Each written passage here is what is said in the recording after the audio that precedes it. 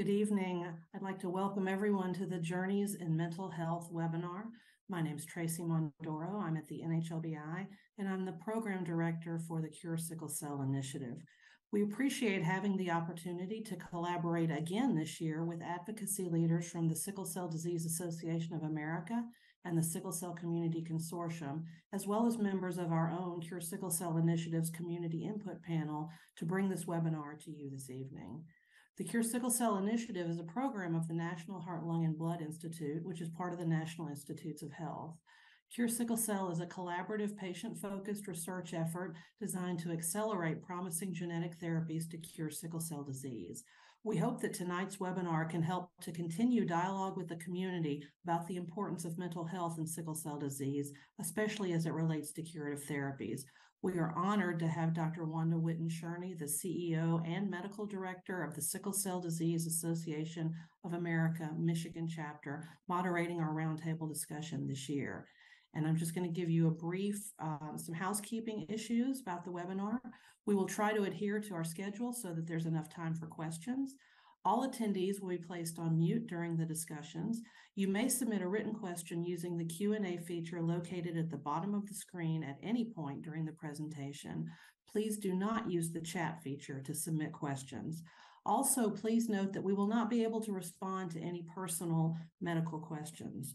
If your written question is directed to a specific speaker, please indicate that in the Q&A if possible. We will make every effort to get to your question during the webinar. However, if we're unable to respond due to time constraints, we will follow up with you via the email that you provided during the registrations. And now I would like to turn it over to Dr. Wanda Cerny. Thank you so much, Tracy. I can't tell you how excited I was when I got the phone call from you inviting me to moderate this panel on such an important topic, because mental health is actually a journey with everything that we're going through in the world today. And I feel like we haven't been paying enough attention to it. So it's really good that we're doing this so that we can pay more attention to mental health. I think that it's a challenge for individuals living with sickle cell disease, who of course frequently refer to themselves as warriors, and I think appropriately so. And we know that the incidence of mental health challenges is grossly underestimated in this community. And some even talk about the possibility of post-traumatic stress disorder, which, really seems like that could be a problem because of the challenges that life in general, and then the addition of having all these issues with sickle cell added to it. So I am so happy to have this really outstanding group of panelists who were so generous enough to give their time to shed some light on this subject from a very personal perspective. And what I'm going to do is I'd like to have the panelists introduce themselves and initially just share how they fit into the sickle cell community, what their experience has been with curative therapy, and what their experience has been with mental health. And then we're going to delve a little bit deeper and get more into their actual personal stories. So why don't we start with Pamela? Newton, and I was diagnosed with sickle cell SC disease at the age of 5. And in 2006, I received a bone marrow transplant. And so my experience with mental health is I recently sought out a mental health professional. I'm currently scheduled to see one in 6 weeks because I realized that post-transplant, I no longer have the disease, but I do have the trait, but there are some residual effects, some forms of post-traumatic stress that I am dealing with. And so at the advice of friends and colleagues, I have sought out a mental health professional. Okay, why don't we go to Tiana next? Hi, I am Tiana Wolford. I am 31 years old. I am a sickle cell advocate full-time, and I run my own organization, and I had my bone marrow transplant about 11 years ago. I rejected, and the fallout from that, it still causes me a lot of anxiety and depression. I'm still dealing with a lot of complications as a result to this day. So I'm really glad that we're having this conversation and happy to be up here with all these amazing panelists. Okay, thanks so much. How about you, Francine? Tell us a little bit about yourself. Hi, yes. Good afternoon, good evening, everyone. So my name is Francine Baker, and I am a caregiver. I am the mother of two young adults, 20 and 21, who have sickle cell SS disease.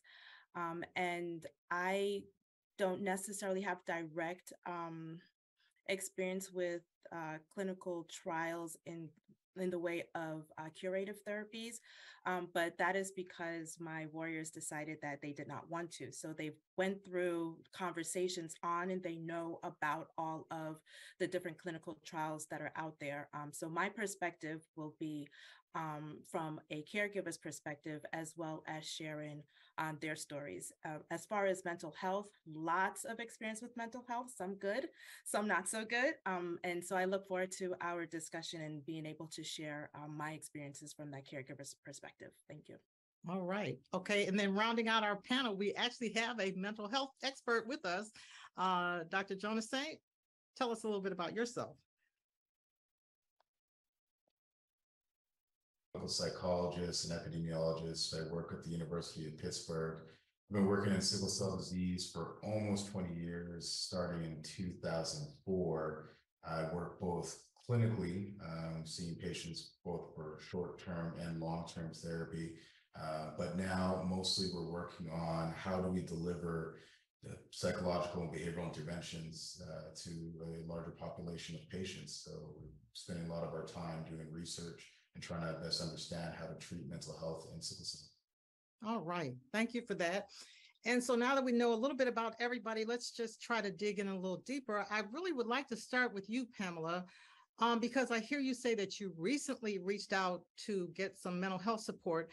And I'm curious about what triggered that and how come it took so long. And if you have had concerns about the stigma of, if you're seeing a mental health person, you must be crazy, and that I know we see that in our community. Tell us a little bit more about that.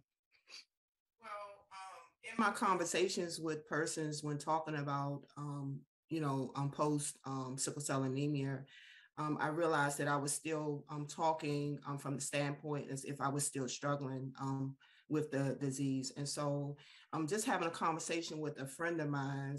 She said, have you ever thought about seeing a mental health counselor? And I said, well, you've always heard that, normal people don't go see mental health counselors. And so I was like, well, I don't think that's the best thing for me. And so she just kind of shared her experience. Me not knowing that she herself was actually seeing a mental health provider. So she just kind of shared her experience with me. And so based upon her and then having other conversations with other people that I knew who were also receiving counseling, that kind of made me make the decision to just, if nothing, but just make an initial contact with someone and make that appointment and just kind of see it and go from there. And so that's what I did. Okay. All right. That sounds reasonable. Now, Tiana, your experience with mental health with a mental health professional was rather limited. Can you talk about that a little bit and also talk a little bit more about that post-traumatic stress disorder? Yeah, sure. So when I was actually going through the transplant, I grew up in a family where I was raised in the church. And I think that there is a stigma around the Black church and mental health. And so growing up, everything was really like, just pray about it. And I still do pray, but I'm a strong advocate for Jesus and prayer. But, after I rejected the transplant, I did struggle with a lot of depression, particularly around my infertility diagnosis. And it wasn't until I started really working to make fertility preservation more accessible to the sickle cell community. Then I realized that I had not confronted my own issues with infertility. And so I did seek out mental health support. And I was just really turned off by the visit because nothing that was said made me feel better about being infertile. And there was a lack of understanding from the therapist about the lack of resources, because the first thing she said was, oh, I had breast cancer and I froze my eggs, not realizing that that's not something readily accessible to the sickle cell community. So I think after that one experience, it just turned me off and I kind of gave up on it. Okay, so you gave up altogether based on that one negative experience, right? Okay, so I do want to push you a little bit further because you haven't mentioned what it is that you did when you recognized that there wasn't fertility preservation available for warriors. Just tell us very briefly about that. Thank you for the opportunity. So I, in collaboration with Dr. Kim Smith-Whitley and Dr. Lydia Pecker, we got together and just realized that this was like a reproductive justice issue on top of a financial issue. And I thought we would just start a foundation to give away grants for warriors dealing with infertility or warriors pursuing curative therapies. But then we had conversations and I realized that like mental health, reproductive health was also something that had taken the back burner. So we started the Sickle Cell Reproductive Health Education Directive, or SCRED for short. And one of our highest priorities is being able to address fertility preservation, but we also deal with everything from puberty to menopause and everything in between. Okay, thank you. And thank you for that. You know, let's bring Charles into the picture now. You know, it's kind of like she said, well, the therapist said, just go freeze your eggs. So she didn't know that that wasn't, you know, and, you know, we're wondering about how important is it for therapists to know something about sickle cell disease, even before they start seeing the patient? What's your take on that? Yeah, no, it's tough. And I hate hearing that experience because so many people, their first exposure to therapy, it takes so much effort and you have to overcome a lot of fear and anxiety just going to see a therapist and just saying, hey, look, I need some help, right? And then to have a negative experience, you know, it really does break my heart, but you're not alone in that. It happens quite frequently. And one of my the number one piece of advice I always give for anybody seeking out therapy is do not stop at number one. This is like any relationship. You're not going to get along with everybody that you see. Every therapist is not a match for you. And so you just got to keep searching and keep looking. And I know it's a lot of hard work. So, you know, absolutely, I validate your experience of wanting to give up on it. But my personal advice, and I do not have sickle cell, and I do not know what that's like trying to talk to somebody and hoping that you have somebody who's empathic and understanding to your situation, at least a little bit, at least 1%, right? But the reality is that even other warriors that have sickle cell do not have your experience. And there can be something even more insulting is that somebody being ignorant and admitting that they're ignorant is somebody thinking that they know what your experience is like and knowing about sickle cell and not knowing about you at all and putting a label or assuming things about you that are really not true. And I think the most important skill, and it doesn't sound like this therapist really implemented this, but the most important skill for any therapist is to be a great listener and to be open to having their mind changed about whatever it is. And that openness and that listening skill, it's not everybody has it, right? And some people in some situations with some individuals may have it less than others. So not saying that that was a bad therapist, maybe it was just a bad match. And maybe she was anxious, he or she was very anxious as well and was unable to hear what was going on with you specifically, or imputed their own experience because she or he was very, found it very important to express how she was feeling about that past experience with freezing her own eggs. So I don't think that somebody that you go and see for therapy needs to know everything about sickle cell. Obviously, having a little bit of information is nice so that it helps that individual know what questions to ask. But by far, the most important skill or the most important characteristic is just for somebody to be a good listener. Okay. That's an interesting thought, you know, because it was my sense that, yeah, they need to know something about the challenges that our patients face. And I think that's really true, but you bring up such a fantastic point because I know I'm known for saying that warriors are like snowflakes and every snowflake is different. So if you have in your mind that this person is going to be just like every other warrior, then that would be a huge problem. But yeah, okay.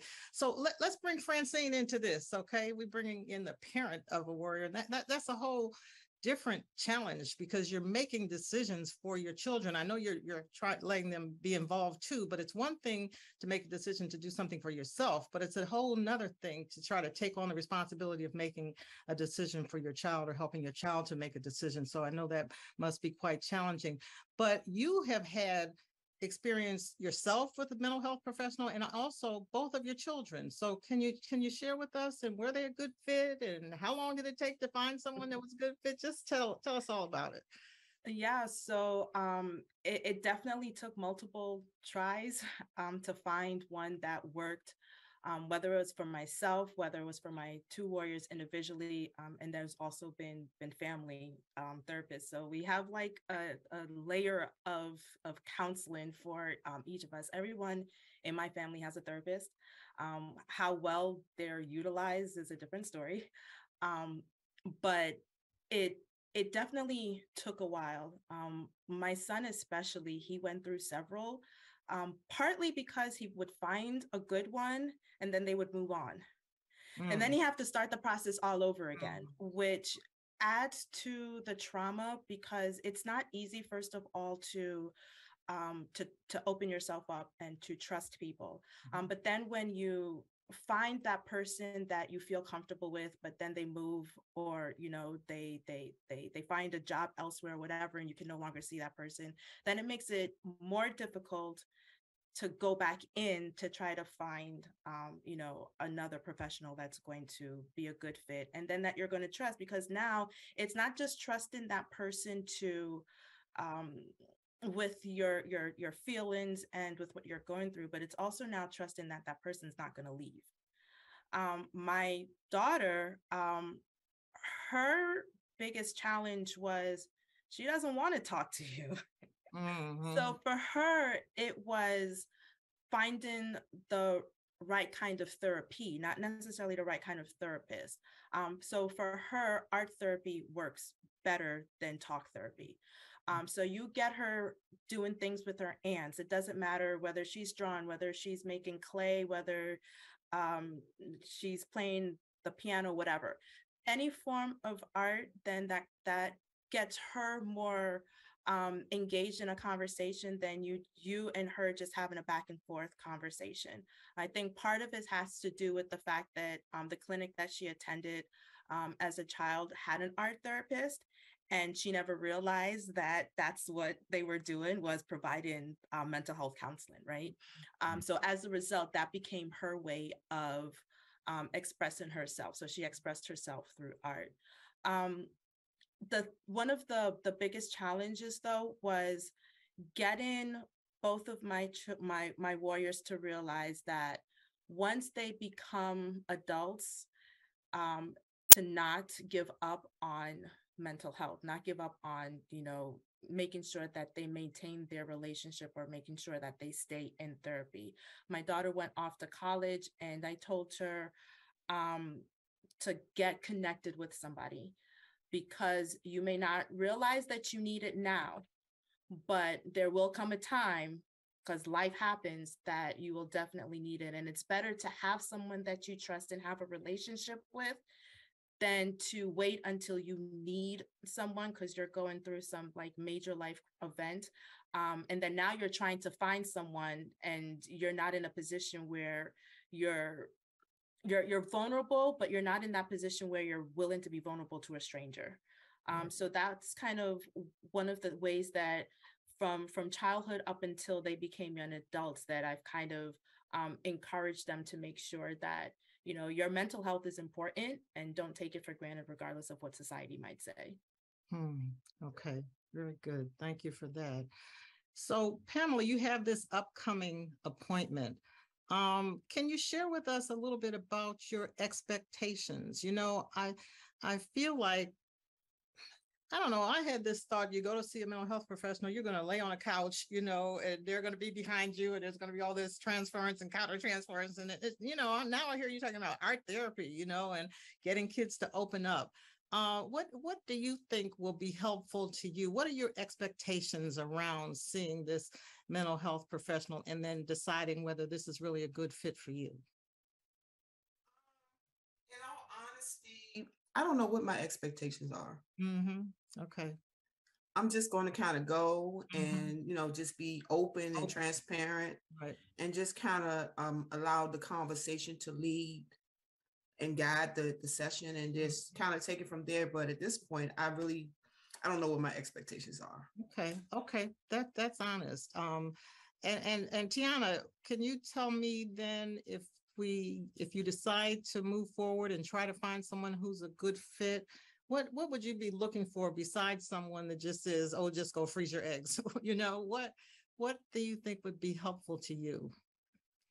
I think what would be helpful is like coping strategies. There's a lot of things that I'm going through that I really don't have a lot of control over. And so just some coping strategies. And I kind of agree with Pamela's approach. Maybe my expectations were a little too high. I really thought I would just go to one session and all my problems would be solved. I would feel better. And so I like what you said, just go in, be open and see where it goes. Okay. And along those same lines, I think that sometimes when I would encourage people to seek help from a mental professional, they would say, well, my situation is so bad, and they can't really fix it. So what good is it for me to go and talk about it, And then I hear other people that I'll talk to a warrior on the phone and they'll say, just having someone to listen is so important. So Charles, can we bring you back into the conversation, and can you talk about what has worked well with you with working with warriors, and a little bit about the different kinds of therapy and other things, creative things besides laying on a couch, and bearing your soul, share some of that with us if you would. You can definitely get some benefit from a Freudian or a psychodynamic therapist who has you tell them about your childhood and your relationship with your mother. But that's not necessarily going to work for everybody. And I honestly, I've not seen it work very well for a lot of the warriors that I've seen for therapy or that I've spoken to. Now, that said, it does not mean that that's not the right therapy for you. So we always say two things. If you feel like you are not getting a benefit from therapy, it's either because you need to change a therapist or the type of therapy. And I think Francine made a great point. She said with her warriors, hey, we just didn't find the right therapy for us. It wasn't that we didn't have a great relationship with the therapist per se, but the therapy that they delivered was not a good fit for what her warriors needed, right? So the other thing I have to say is what you should expect from therapy. It's a great question. And I always like to tell people right in that first session about what to expect, because it's going to be different with every therapist. And I think a therapist should lay out for you, hey, this session, we're just going to talk. I'm just going to listen. The next session, we're going to get a little bit more detailed about your experience and what's going on. And the third session, then we're going to come up with a plan. And I usually say, hey, 3 sessions, I just need to learn about you. I just need to figure out who you are, and you can learn just a little bit about me and how I work. But we're not going to get into any deep work until we get into that third, at least probably the 4th session, right? The other thing I have to say is that sometimes, life, and when you're struggling with something, it's like getting out of hell, but it's off a red hot ladder.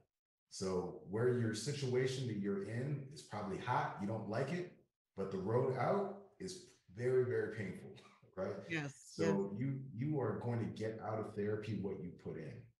I am all for 100% emotional support, having somebody to talk to, venting, that catharticism, getting things off your chest. And I think that there's some benefit to that. But I do think that the benefit is short term.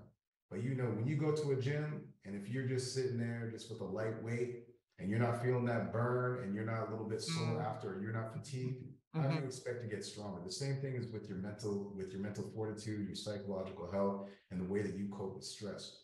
You should really, and I encourage everybody to do that. The first couple sessions, hey, you're going through a lot.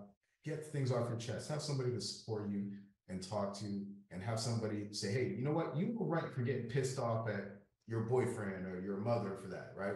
Somebody to be on your side for a little bit. But then you need somebody who's going to push you a little bit. So why did you get upset about that? Is there something that you could have done differently? Sending you home with a little bit of homework, or asking you to dig into things that you have not wanted to talk about because it is leading to a lot of PTSD, trauma, and it's stimulating these negative feelings, and you wanted to avoid it because it stimulates negative feelings. But if you're not dealing with that hard stuff, if you're not putting in the work, you can only expect to get out what you put in. And, you know, honestly, I try to look for a therapist who is going to push me and be like, Charles, you're wrong about that.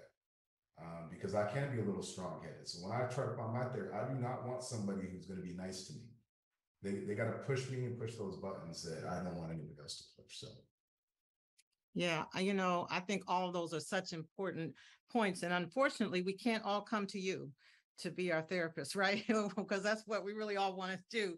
But since we can't, then I guess it would be okay to go in and ask the question, you know, what could I expect? I mean, could Pamela go to her therapist and at the first session say, what should my expectations be? You know, and I mean, I think that's a good suggestion. I also think that warning sign about feeling worse before you feel better is so important, because when I started my therapy, it was like, I'm going here to feel better, you know, so let me get the heck out of here because you are really making me feel worse, you know. And then you're right, you stick with it, and then you start to feel better. I think that's such an important point, because I mean, we're going into this with an unknown and with a certain amount of fear, you know, so I think that that's really helpful. You know, let's get back to Francine. You know, your kids have been involved in clinical trials, but not curative clinical trials. And and I know that you have open discussions with them about that. Can you tell us a little bit more about their decision to not be involved in a curative clinical trial? Yeah, so their biggest reasons for not wanting to participate is mainly because their identity is associated with their disease. They don't know anything differently right now, and it's for them. They're not. They know life having sickle cell, right? But a cure or going into a clinical trial, which is unknown, right? And you don't necessarily know what the outcomes are going to be, if it's going to even work, what the unintended consequences are going to be, who they will be after a clinical after the procedure is over. All of those questions for them, it just doesn't sit right with them. They don't like not knowing things, and so because they're not certain of who they will be and what it will mean to be cured of their sickle cell, they're just not comfortable taking that plunge just yet. And I even asked them, like, as I was preparing for this, I asked them again, like, well, has your decision changed, just to make sure that I'm properly representing them? And they're like, nope, still hasn't changed. I still know who I am now, and I'm comfortable with that. They've learned to adapt and cope, and they're very productive young adults, and as long as it works for them now, they're perfectly fine living with sickle cell disease. Okay, so you actually got a little bit ahead of me, but I'm kind of glad you did. I think this is such an important point. You know, I remember talking to a young warrior about curative therapy and her saying, oh, no, I would never do that, because then if I were cured, I wouldn't be the same person, because sickle cell disease is such a big part of my life. And I really want to go back to you, Pamela, about that, since you've had that experience, and what were the identity issues? And is that something that you might be speaking with the mental health professional about, or tell us a little bit about that change for you? First, let me say, I think everyone's case is different. And so in my instance, the doctors had given me a short period of time to live. And so it was, you know, if, you know, they had given me maybe 6 months to live. And so now I have this new bone marrow transplant that they have just created, and they're looking for someone. And so I said, well, the doctors had given me 6 months to live anyway, so what could it hurt? And so I went, did it, and now am now cured. But I can honestly say that I struggled when Francine talked about the identity of her kids. I struggled for some years with, who am I now? Because I no longer have sickle cell. And so I struggled to the point where some nights I would have night terrors. I would wake up in a sweat. I would wake up and be back in that place of having that painful pain crisis. And so Tiana talked about, the faith community, and I am I'm licensed and ordained minister. And so I was able to talk to my pastor and some other clergy and who were able to help me through it. But now when I think about it now and the research that I've done as it relates to mental health, I do think I should have sought someone back then. I do think that someone should have recommended that I see someone because a lot of the struggles and the things that I went through, I may not have gone through, or the counselor may have been able to help me process and deal with it better. And so, I mean, I struggled. When I say I struggled, I got all these degrees. I'm a doctor now, but I can be transparent and say that I struggled. And even to this day, there are still some residual effects. There's still some residual things that I go through. And so I just believe that mental health counseling, what can it hurt? Right. What can it hurt? Charles talked about it. You have to find the best person for you. And so, I'll give anybody a chance once. And so if I go to this counselor and if it doesn't work, guess what? Then I'll try to find somebody else. And so that's the position that I'm in right now. Okay. All right. So I'm kind of getting torn in a bunch of different directions. I don't quite know which way to go. So let me just go over here back to Charles in terms of, are there ways, are there things that you can look for? How can we help to guide warriors to help them find a good fit rather than just trial and error? Are there certain characteristics that you can look for? I know that first question about what can I expect, or are there any other pointers you can give us about actually finding a good mental health professional? Well, that's a great question. What are the things? Well, I think with everything, the best way to find somebody is through referral. Okay. Yeah. Okay.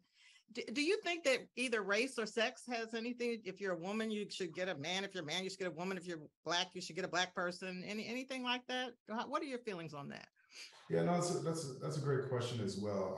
I tend to think that those demographics they make maybe a 10% difference. There should be 10% of your decision process. Okay. Like I'd really like to meet with a Black female who has a PhD and is from Georgia, right? I was talking to a young man and he really wanted a Black gay male therapist. I said, well, sir, you're going to be waiting a long time, right? But I go back again to just, you really want somebody who is open. They really have to be open to what your experience and how you see the world, and somebody who's inquisitive and wants to learn and can listen. So, but the referral, if you have a friend or somebody, a colleague, somebody that you know and trust, and they've seen somebody and they said, hey, I had a great experience with person X. Right. That's a lot better than, just finding somebody randomly online, because, you just assume that your friends are going to have a kind of similar taste to you, right? Yeah, so that'd be my recommendation. But honestly, yeah, that's a great question. And I hate to have people just say trial and error. That's the best way. Right. Yeah. Okay. All right. That's helpful. And so Pamela, something that you said about them telling you that you only had 6 months to live, so get this transplant, that's something that resonates. I mean, nobody can predict how long you have to live, right? So I don't know what that was all about. But Tiana, you had a similar experience, and then you had the failure of the transplant. And I think part of that is what contributed to this post-traumatic stress disorder, kind of thing, those kinds of symptoms. Can you talk a little bit about that, how you felt in terms of being pressured into doing this and then having it not work out, and how well prepared you were for that? Yeah, I did feel, so first of all, it wasn't all on the doctor, but by the time I had graduated high school, I was in the hospital like probably twice a month. And so I definitely already came into my consult feeling like defeated and depressed, and like I didn't want to live like that anymore. But I tried to get a perfect match. I couldn't. And so then the haplo transplant was researched, and that was a totally different conversation. And for that, the doctor, he did paint this really sunny picture about, if you do this transplant, your whole life's going to change. You're going to be able to do whatever you want. I'm looking at all your complications. I just saw that you had a silent stroke. I'm pretty sure that you're going to die. And so that was a lot of it. And even when I expressed being willing to basically give up anything but fertility, the response was, well, I wouldn't even worry about that because with all the complications you've already had, you're probably already infertile and just don't know it. So since then, I have been invited to a lot of hospitals to talk to them about informed consent process. And I'm hoping that everybody is better about their messaging when presenting this to the warriors. Okay. All right. I'm just looking at this big red clock that's ticking down, and I'm like, oh my goodness, I have so much to get to in so little time. But, I really feel like we have to talk about guilt, and we have to talk about grieving, and when I think about, when I talk to parents the first time to tell them that your child has sickle cell disease, and a lot of times they didn't even know they were at risk for having a child with sickle cell disease. And then there's all this guilt, about, oh, I passed this on to my kids. I didn't even know I had it. And then we have to get past that, and I think that, that whole guilt thing, there's this thing called survival guilt, right, Charles? And I'm wondering if Pamela, you could comment on maybe feelings of guilt about now you don't have it anymore and other people do, or how does that fit into your life? Or does it? Well, it kind of does, especially, seeing Tiana, because when, after I had my transplant, I actually talked to Tiana about this particular transplant, and now to know that it was not successful for her, it kind of does something to my heart.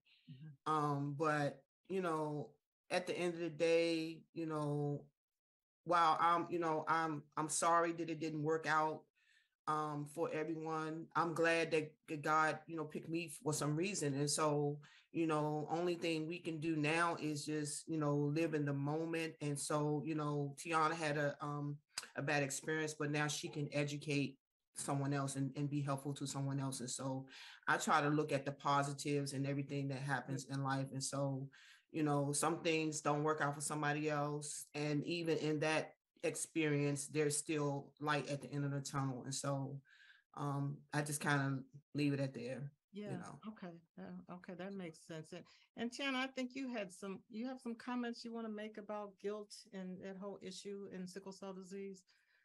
Yeah, so first to Pamela, this is like full circle because it's been, I think, 10 years since we last spoke. She was actually the first and only warrior that I had spoken to before my transplant. And I am thrilled for you. Like, I've kept up with you and see everything that you've accomplished. And it's okay. I struggled a lot and I still have my weak moments, but I definitely know that there's a purpose, and we wouldn't have an international reproductive health organization had it not been for that experience. But as far as guilt, I do have that because, a lot of people come to me, a lot of families come to me when they're trying to make the decision about curative therapies, and I follow them from beginning to end. And I've lost a lot of people.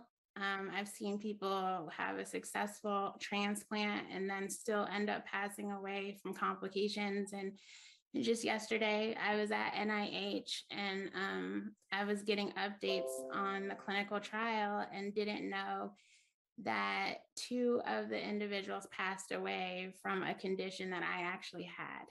And so, like Pamela, there is a little bit of guilt, or quite a bit of guilt. And for grief, I think that is something that all of us deal with in the sickle cell community. It's like a constant state of grief, but the ones that pass away from curative therapies, they definitely hit my soul a little bit differently.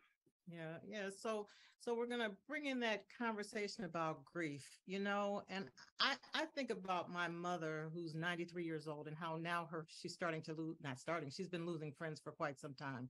But when I talk to her about that, I mean, she's 93 and the people that she's lost have led a full life.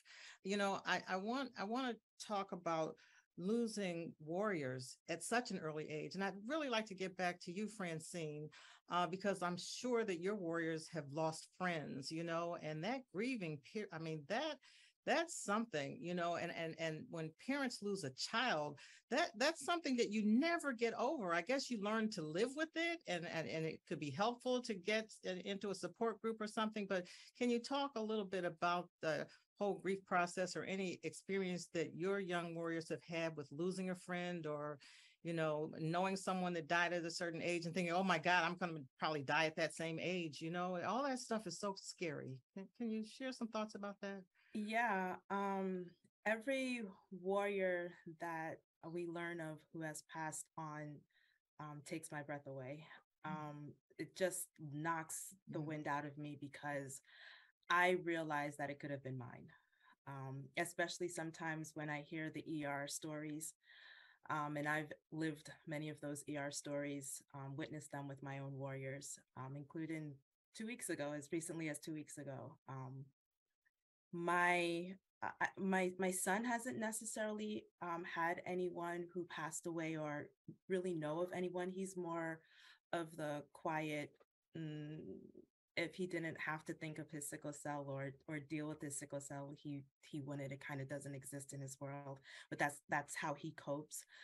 My daughter is an active advocate, so she is also actively involved in the sickle cell community, and so she knows of people who has passed on. When she heard of Hertz passing, and she just recently saw his post when he was in California, she was just shocked. She was like, how is that even possible? He was just here.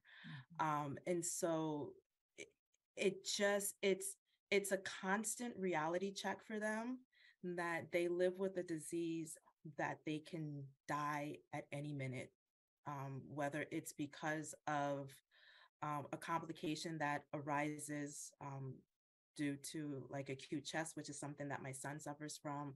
My daughter has silent stroke, so she's prone to, she's at high risk for getting a full-blown stroke, or if it's because of medical mistreatment because they go to the emergency room, or even inpatient and they just don't receive the care that they're supposed to receive in a timely manner. So for them, it's not more grief than it is like ongoing just trauma and knowing that this is their life. And that's part of the reason why they stay so active and so busy, because it's better to be busy and be active in whatever it is that they're doing than to think about the reality. But every single time a warrior dies, that reality comes to the forefront. Yeah. And I think you bring up that point because you have these two kids and they're so different because they're snowflakes, and they have different, but I can't imagine what it's like to live in fear of that you might outlive your children because of the condition that they have. Pamela, can you share with us some of your thoughts about grieving and how you deal with it when you lose another warrior or just a person in general? Because that's such a stressful situation and trying to figure out how to move forward with your life. So prior to the transplant, I lived 35 years with sickle cell anemia, and I had so many friends who, we grew up together who had sickle cell, who passed away. And so it was a struggle for me. But when I thought about it, they weren't here anymore. And, I was missing them, but they also weren't suffering anymore. Mm-hmm. And so because anyone with sickle cell knows that, it some days is worse than the other, and worse than, the next day. And so just the mere fact of knowing that, they are no longer struggling. They don't have to go to the doctors anymore. No more pain medication and those type of things to help cope with it. Kind of gave me a little comfort. Okay. Yeah. All right. Thank you for that. You know, Charles, can you tell us a little bit about how mental health professionals can help warriors to deal with these issues of grieving? And, you know, it's back to that same question, like, well, I lost my friend and you can't fix that. They can't come back. But, you know, in terms of coping strategies or different techniques that might be helpful for warriors, you know, moving forward in this struggle and living in the fear of that they could die at any moment. I mean, I guess any of us that could, but with being a warrior just puts you at such higher risk, you know? Yeah, no, it's challenging and it's disheartening to hear even that healthcare professionals will remind warriors and their families that, you know, you could be dead tomorrow, or you're not going to make it to 18. And just to put that expectation on them, and then to lose a loved one or see other people in the community pass away earlier than they should, and to have that guilt and to put it on yourself. You know, the one thing that you know, just hearing you all speak, and not saying that it's anybody in this room, but the one thing that I get from a lot of warriors, and I have to preface this by saying I have not worked with anybody in a professional manner that has gone through bone marrow transplant.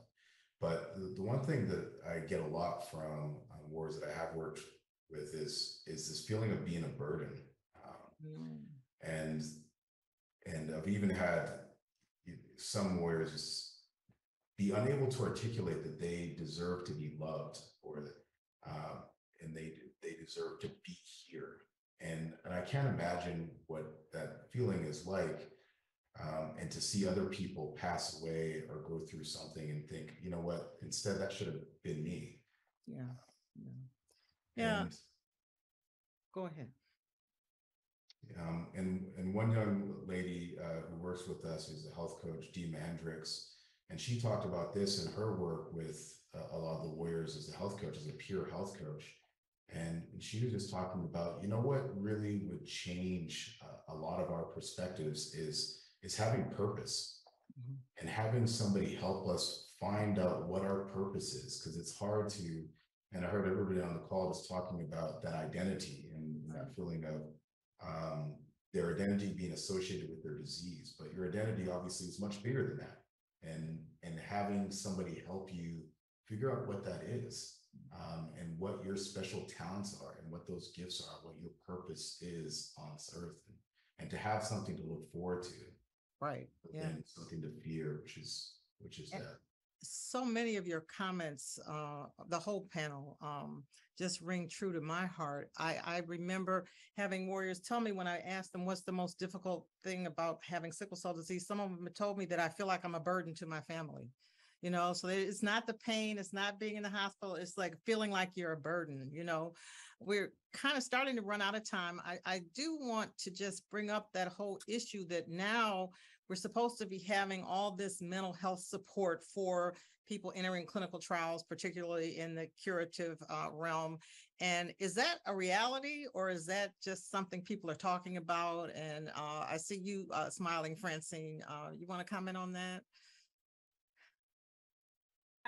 I'm smiling because I'm hoping that's a reality. And I know that there are efforts that are being made towards making sure that it becomes standard of care. I cannot speak as to whether or not those efforts have yet become implemented. Okay. Yeah. You know, so we're really winding down. I don't want to be the last person to make a comment on this panel. So, you know, I just want to say right now how much I appreciate you folks and all the insights that you've given us. I think it's been really important. I think that it has to be eye-opening for people that are even considering, you know, getting a consultation with a mental health professional. So I appreciate you so much, but I would like to leave the closing remarks to you. So if there's anything that you weren't asked, and particularly as it relates to curative therapy, because that's what we're kind of talking about, I'd like to just give you an opportunity to make a couple of closing remarks. And I think we'll start with Charles on that one. And I'll be short, but the one thing I always recommend, just don't do this alone. And loneliness is a real thing. And particularly after this pandemic, or within this pandemic, just feeling like you're isolated, like you have nobody, and that is a recipe for disaster. So just make sure you have somebody you can confide in, somebody you can depend on. And if you don't have that person, keep searching. They are out there. This community is very welcoming. That's why I'm part of this community, because I need you all as much as, hopefully I can give. Good. Pamela, what are your closing thoughts?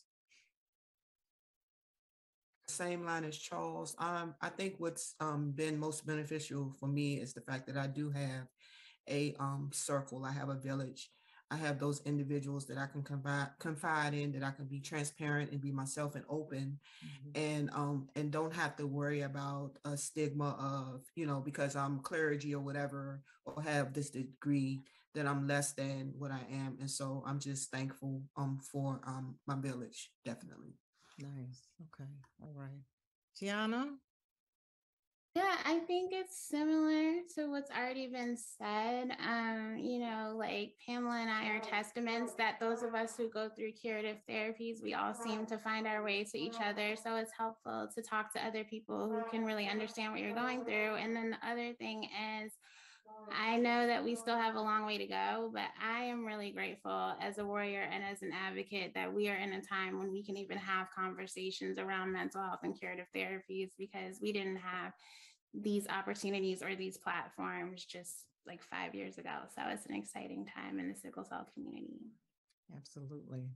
Okay, it's on you, Francine. What words of wisdom do you have for us? Well, I would definitely say, first of all, thank you to Pamela and Tiana for, just being so transparent and honest and sharing your stories. I think it's really, really valuable and important that we hear from warriors, successful, curative, and not successful as well, because that transparency brings us closer together, and it really does help others to make a well-informed decision. As far as mental health, it is my hope that it does become standard of care, not just with curative clinical trials, but within the sickle cell community overall. But until we get there, I do encourage everyone to find yourself a mental health specialist. Don't wait, please don't wait until you're in a crisis to get one, because it's so much harder to find the right person and to find the right care plan for you when you are in a crisis. So I encourage everyone to find a mental health specialist, give it time, because it does take time. There is not one specialist for all people. So just take the time to find the right person. And I guarantee you, if you find the right person, it'll work out. Well, I think this was fantastic. I've learned a lot. I'm hoping that the audience has learned a lot, and will, if their minds weren't already open to getting some mental health support. I mean, I think anybody can benefit from mental health support. And when you have the addition of being a sickle cell warrior, then that's, just an added burden and added reason. So I think we have 2 minutes to go, and I think we can use that to transition, because we are now going to hear from two people that probably don't require any introduction. Regina Hartfield from the Sickle Cell Disease Association of America, and Dr. Lakia Bailey from the Sickle Cell Community Consortium. Those are two organizations that have been advocating for sickle cell disease forever. And so we're going to transition and hear from them, and then we're going to come back and have a question and answer period. So I'm hoping that there'll be some really interesting questions that will allow us to explore either other issues as it relates to mental health and curative therapies. And so once again, thank you so much for your time and your insights. Thank you so much, Dr. Cerny. I believe I'm meant to just jump right in. So Dr. Wanda Cerny is one of my most favorite people in the world. And it's been wonderful to listen to this fantastic discussion. I am, as was mentioned, Dr. Lakia Bailey, and one of the founders, executive directors of the consortium. And this has been an incredibly important discussion. We have had these discussions many times in the past with um, hearing from caregivers and patients. One of the things the consortium does is we work with the sickle cell community patients and caregivers to directly prioritize what is most important. And mental health was prioritized in our earlier years. I think it was prioritized in maybe 2016 or 2017 as something that we needed to put an additional amount of focus in. And so I've been asked to share some of the things that the consortium does in order to address these needs. And I am also a sickle cell person living with sickle cell disease. And Charles made a comment about seeking out a Black female with a PhD in Georgia. Well, as a Black female with a PhD in Georgia, I found my therapist from within the sickle cell community. And I began talking to somebody within the sickle cell space and talking to other warriors and who are you talking to? And I think that has been incredibly helpful to me. I kind of giggled a little when you said that. It felt a little pointed. So the Sickle Cell Consortium is an organization that prioritizes patients and caregivers and allows them to tell us what are the priorities. Mental health was prioritized as one of the tops. And we're very, very excited to have developed a mental health and wellness initiative that focuses on mental health and wellness activities. They used to be two separate things, and we've merged them since then.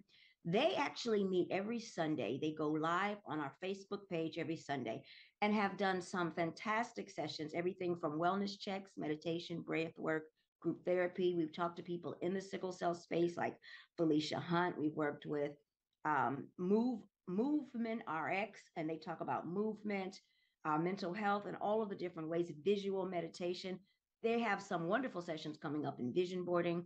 And the goal is to create this environment where we can discuss the mental health and the mental health needs. And it's open to anyone. It's invited. The crowd has gotten larger and larger every Sunday.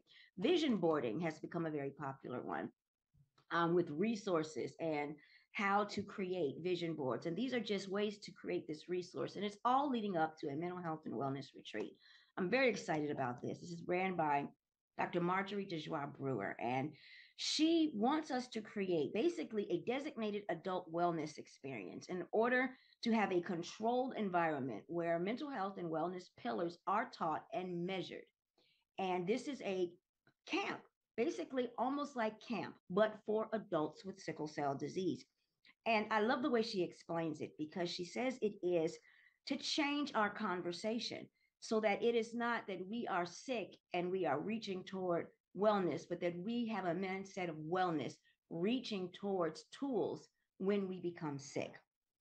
The convention and the Caregiver Summit also focus quite heavily on mental health. And there's also a website that has been developed full of various resources for how to access different mental health therapy and where to find therapists, different ways to do it. And they've also launched a podcast. We have a podcast called Vitamin SC3. Vitamin SC3 is a 6-month sort of beta test of ours where we have divided into 4 categories, one being mental health. And so there are 6 episodes using the arts, poetry, and painting for your mental health, choosing the right movement as medicine. Food does a body good, nutrition and wellness, how to select the right therapist and meet your needs, and a warrior's journey to mental health. And the final one hasn't been recorded yet. These last few haven't, looking at a sickle cell crisis, but viewing that trauma through the eyes of a therapist. I, as someone living with sickle cell, have recognized over time how important it is to be able to seek these things out. And I think these conversations that we've been having today is some of the most important that I've heard so far, in that we have to figure out ways in order to embrace, but also approach our own mental health in a way that is not going to make us feel worse. And I know it starts worse to get better, but one thing I've heard repeatedly from the sickle cell space is that we don't want to leave any space feeling sorry for ourselves. And so going after the mental health and finding the right therapist has been incredibly important in order to really approach this mindset of wellness, reaching for tools. And I'm glad to have been able to share that. But I do not want to take up too much time because we have next, and I'm happy to share any additional information about these different resources and things that are going on and how to access those. But I'm very, very excited to hand it over to Regina Hartfield. Regina Hartfield being president of SCDAA. Regina? Thank you so much, Dr. Bailey. It has been an honor to be here among all of you who are watching and participating, and especially within this group that are participating today. This is a subject that a lot of people feel has emerged. But what Dr. Bailey just said and what you've been hearing from all of the panelists is that this is not new. This has been a concern, this has been a need within the sickle cell disease community for a very long time. And here at, as the president of the Sickle Cell Disease Association of America, we take a look at what some of the issues are and then make sure that there's a voice for them. And this is a voice that is coming through loud and clear. The Sickle Cell Disease Association of America is composed of 53 community-based organizations that span 29 states and collectively serve over 500,000 children and adults living with sickle cell disease. Mental health is critical no matter what your age. And as Dr. Cerny said, no matter what shape your snowflake, it is a very, very important component to self-care. And not only for those living with it, but for those who are caring for those who are living with it. Caregivers need an opportunity to have their concerns, their fears discussed, and to be able to put them on a table in a safe space and talk about what is of deepest concern to them. When you have the connection with the right mental therapist, I think this is what we've heard over and over and over today, it will make a tremendous difference. At the Sickle Cell Disease Association of America, we have included wellness and mental health messaging on our website. For this September Awareness Month, we've had Twitter parties that have talked about and identified mental health and sickle cell and discussed it among all of those who have participated in the Twitter session. We plan to promote in conjunction with Dr. Dejoire Brewer and SC3 wellness and a mental health initiative that will be launching in the coming months. And we're really, really excited about that because we do want to be able to kind of remove the stigma that may be associated with seeking mental health within our community. We want people to know that you've got to be strong, and sometimes you need a hand to be strong. So it's important to do these things and to seek out this help. How? Participate in such groups as this, to spread awareness and to talk about it and to know there are others that think and worry about the same things you do. Reach out to the sickle cell disease community-based organizations in your area for local support. Many programs are resuming in-person counseling and virtual and hybrid opportunities that can make it more convenient and affordable. What we heard often was find your style. It's not necessarily on the couch. It may very well be sports or knitting or music therapy or physical therapy, yoga. Find your style. One-on-one group settings, do what works for you. And if it's not working, as we again have heard over and over, move on. Mental health can also be self-care. Take the time to step away for a few minutes, for an afternoon, for a day. It can really make a difference and refresh your mind and body, not only for the sickle cell warrior, but for the caregivers. Why is this important? Because it's beneficial for everyone involved to take the time to care for yourself and to take the time to refresh yourself as a caregiver, to take care of yourself as a warrior. We heard about grief from survivor's guilt. and understand that sickle cell disease can take a toll on the mental disposition of all, as much as it takes a toll on the person's health. You're not alone. There are others who have been in the same shoes that you're in. It might be different types of shoes, but they've been in these shoes. Take the advice. Don't let anyone stop you. Seek help, seek support, seek peace, and seek strength. That is our message today. Dr. Cerny, thank you so much. I turn it back to you, Dr. Cerny. Okay. So I think we are headed now to a really exciting phase, and that would be the question and answer, where we get to hear from some of you in the audience. And you know what I'm going to do? I'm getting a few questions that are coming through, but I'm going to start with one to kind of bring in Dr. Erica Ezrick, who is a pediatric hematologist from Boston Children's Hospital. And I think this question is best addressed to you. It comes from Ella Cole. And, you know, this issue has come up with, for me, a few times in terms of getting into clinical trials and patients saying that they weren't sick enough to be a part of a clinical trial, and they were upset because they wanted to be in like a hydroxyurea trial or something, but they weren't sick enough. And so the question is, does there have to be a level of severity for a person to be in a clinical trial? For instance, would a 14-year-old sickle cell patient who has never been hospitalized still qualify to be accepted into a curative therapy trial? Hi, thanks for having me. First of all, it's an honor to be here. I've learned so much already listening to all of you excellent panelists. So thank you for inviting me. I'm a pediatric hematologist at Boston Children's Hospital, and I'm the clinical PI of the sickle cell gene therapy trial that we have open at our hospital. And that's an excellent question. And it's a challenging one because any clinical trial does have a very specific list of eligibility criteria, inclusion criteria, and exclusion criteria.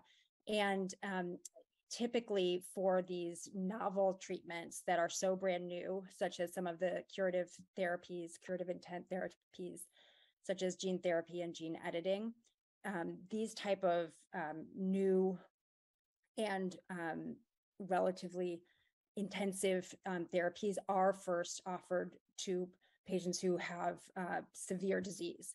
And then as far as how that exactly is defined, may be different from trial to trial, but typically then after, hopefully it's shown to be safe and with good efficacy, then, you know, it could become available to a broader group of patients. Okay, thank you for that. You know, I'm going to go, there were some questions that were submitted before the webinar, actually, which I thought was interesting. People were actually thinking about what would I want to know even before we have this. And I want to address, I'm going to kind of put two questions together, and I'm going to address them both to Tiana and to Charles. And part of it has to do with this work group that you're involved in. The Cure Sickle Cell Initiative Patient Readiness and Resilience Work Group, right? And so one question is there a mental health evaluation that a patient has to pass in order to undergo curative therapy? That's one. I'm gonna put them both together so you all can have at it, okay? And what are some of the best tips for helping warriors to survive all of the horrendous things that they have to go through? So I know that's probably tough, but why don't we start with you, Tiana? Okay, well, I'll let Dr. Jonathan address the evaluation piece because we definitely did speak about that in the working group. I'll let him speak to that. So as far as tips for survival, I think number one is I would seek mental health support before you go through the process and even before you make the decision, because like I said, I made my decision out of depression, and that was not a good place to make a life-altering decision like that from. It's the same as what Pamela and I said to, you know, find your village, talk to people who have been through it, and get various perspectives, but don't internalize it. Like by Pamela being the only person that I spoke to, you know, anytime that I thought about the risk or whatever I would have to go through, I just thought about her and being a success. And so I think it's important to get various perspectives and don't internalize one person's outcome as your own. I think things like journaling, prayer, and yeah, I think just really leaning on your support system is really important. Okay, thank you. Charles, you want to address the issue of evaluation prior to being involved in curative therapy? Yeah, no, it's an excellent question. We're not trying to create go, no go criteria. So there's no exam you need to pass or a mental health assessment that needs to be done before you can go through the procedure. What we are doing though is creating a needs assessment. So what are the areas where you need the most support if you do go through the procedure?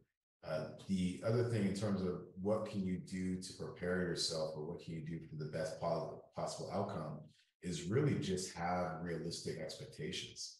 And Tiana also talked about this. There may be some, if you don't understand all the potential risk factors and then something happens, that's going to be traumatic. But if you say, hey, look, I know that there are some fertility concerns, and then you go into the procedure knowing that ahead of time and just being informed and making that informed decision, that's going to be a lot better for your anxiety and the negative consequences that might happen afterwards. Yeah, okay, that's very helpful, because I think one of the most difficult conversations I have with warriors and their families is about curative therapy. And the best advice I can give is to get all the information you can get, just as you said, so that you can then make an informed decision. And then by definition, your decision was the right decision, regardless of the outcome, because when you made the decision, you used all the information that you had available to you to try to make the best decision. That's all you can do, So, I wonder, there's a question that came to us before the webinar that had to do with whether or not we think a mental health professional should be a part of the multidisciplinary team. That's something that we have at Children's Hospital of Michigan. And I think I'm going to direct that to Pamela, since she had this new thinking, and I'm pretty sure what her answer is going to be, but I wanted to ask the question. I mean, it seems like that might be a good idea. What do you think, Pamela? I think it is a good idea because as we know sickle cell, you're constantly preparing, for the end. And so now that I'm on the other side of sickle cell, I've prepared all of my life basically to die. And so now I'm going to live, and no one has prepared me to live. And so I think that seeking a mental health professional definitely, or having them on the front end, as Tiana said, as opposed to having them on the back end, would definitely make the world of a difference. Yeah. That reminds me of Shirley Miller, who always talks about the fact that she started her life when she was 30, because all that she was told was, you're going to die. And she woke up and she was 30 and she was still alive. And now she's 65, so, and is living living well with sickle cell, quote unquote. We have actually a comment here that I'm actually going to read to you from a beloved member of the sickle cell community from Texas, who we affectionately call Dr. TT.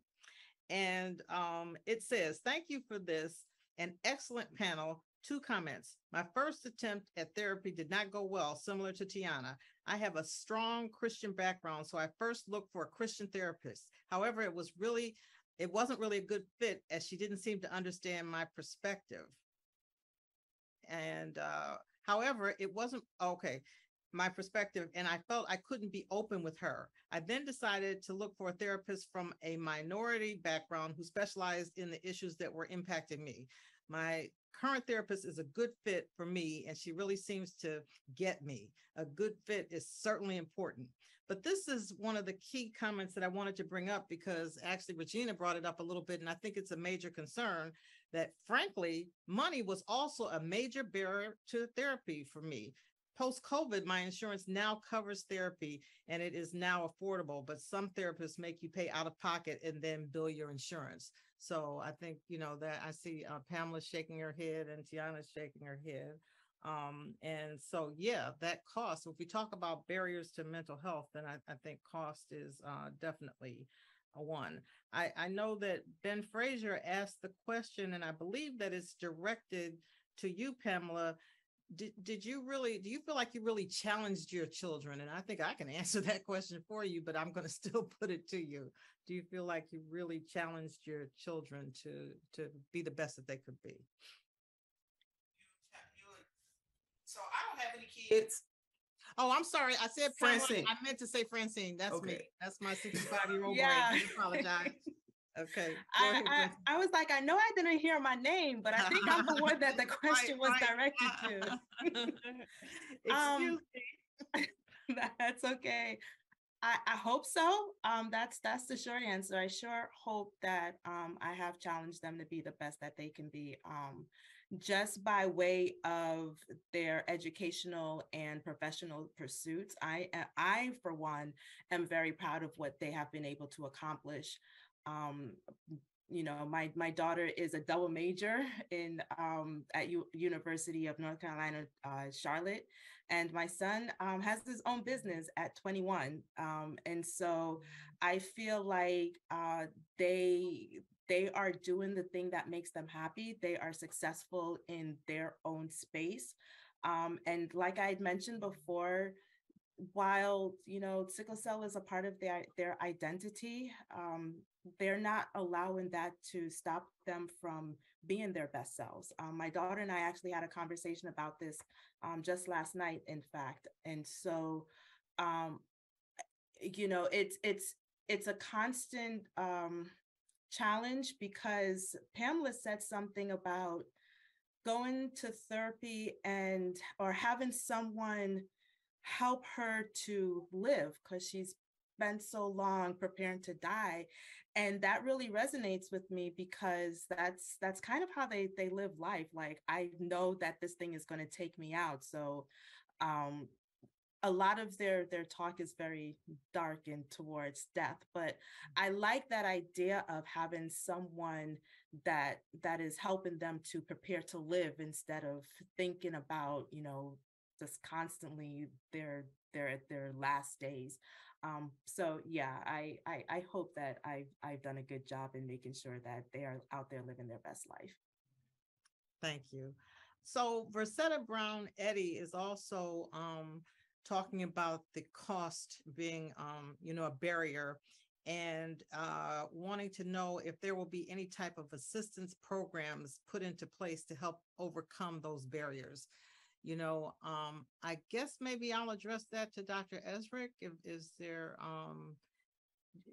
any way of helping warriors, particularly when they're interested in being involved in curative therapy, to help support some mental health support? Yeah, that's a great question. And I completely agree with the general thought that everybody who's considering a big decision like that could probably benefit from a needs assessment, as you put it. And I also really like the idea that Francine brought up of kind of building up mental health support in advance of when it becomes a dire need. And that really applies, I think, throughout a process like the long process that a trial like this ends up being, because it's hard to anticipate ahead of time what the needs might become. But as far as access to resources, there's not one particular source right now. I think that I hope that we continue to sort of broaden the access from the very start within the trial. But right now it's a little bit more patient specific, depending on the circumstances of one patient who comes to approach us and their specific needs. You know, we certainly have mental health support built in our program, for example, built into the inpatient part of the treatment, and opportunities to meet outpatient as well, but it's not as automatic as I think it hopefully will become. Okay. All right. Now I have a question from Marie Ojiambo. Hope I did okay with that pronunciation. It's addressed to Dr. Jonas, and it says, we've heard a lot about coping with grief, which is great. However, we are now seeing patients who are trying to cope with chronic pain, every waking day of pain. This type of pain may lead to increased use of opioids, which in turn may lead to tolerance and might lead to addiction, which further exacerbates the mental health issues. What resources do we have for such patients, and how can we be present to help such a patient? What are the right questions to ask to cope, if any? I'm giving you some tough questions, Charles. Fantastic. I love this though. So I'm actually working with Dr. Bailey and Sickle Cell Community Consortium on a project that is trying to address exactly that, chronic pain and sickle cell. We know as people with sickle cell age, chronic pain is the #1 complaint. And in fact, we found in this study that 21% of our warriors that participated in this study said that they were thinking about death or dying. And part of the reason, and Dr. Bailey's team helped us recognize why this was, is because sometimes living with the pain is so bad that it feels like it would be better off to not be alive than to deal with the pain. What we're working on, and this probably goes also to the payment, because therapy is expensive and it's hard to access, is what Dr. Bailey and I are working on is how do we deliver therapy remotely? So can we do it via a mobile app where you're able to go and interact and look at videos and learn from other warriors? But the other key component of this, can you get health coaches that are also individuals living with sickle cell disease or people from the community, parents with kids that have sickle cell, or other advocates that are really invested in helping this community. So, and we think that that's probably a way, maybe the only way to be able to scale and be able to provide this psychological and behavioral support to the broader community, not just in the US, but even worldwide. Okay, yes, thank you for that. You know, here's a question that they fed it through on the text message. I think it was really directed specifically to me. And it's from Angela McCreary. And she says, Dr. Cerny, do you think that art therapy would be a great addition to our resources and classes for our new SCDAA clinic? So we're in the process of trying to start a center of excellence in Detroit for adults living with sickle cell disease. And absolutely, I mean, I think art therapy would be a wonderful addition. You know, I think that we have to look at, I mean, even addressing the previous question, we have to look at all different ways of managing pain and managing stress in order to decrease, not take away opioids before the patient is ready, before the warrior is ready, but to get them in a position where they need less because of these other things that we can do, yoga and meditation and breath work and all the things that actually Dr. Bailey was mentioning. So yes, absolutely. I think that would be a really good addition to the Charles F. Witten Center of Excellence for Sickle Cell Disease in Detroit. So everybody's invited to the ribbon cutting. So with that bit of you know, kind of taking an initiative there about Detroit, I think that we're kind of running out of time. I'm actually run out of questions. So maybe at this point, I should be turning it back over to Tracy. And once again, I just feel like this was fantastic. I appreciate everybody's input, and let's do it again sometime. Thank you so much, Dr. Cerny. We want to thank our presenters, our panelists, and the sickle cell community for joining us. If you haven't already, we're encouraging you to sign up on our website to receive updates and follow us on Twitter and YouTube. There is a recording of this webinar, and it'll be accessible on our website, curesickle.org, within the next week. We also plan to send via email and post on the website some gene therapy and mental health resources. And before concluding the webinar, I would just like to say that we're so pleased to bring mental health into an NHLBI-led discussion. I feel like when people think about clinical trials, they're only thinking about physical symptoms. And I think that Cure Sickle Cell is really trying to be comprehensive and think about the entire patient experience and how can we bring out some questions that maybe people have not wanted to talk about. I think we've heard a lot about that. And so We are pleased to be a part of an initiative that's going to talk about uncomfortable things and not ignore them and just move on to finish the trial and write the paper. We really want to change that paradigm and that perception. So I wish you a great evening and thank you again for your time and attention.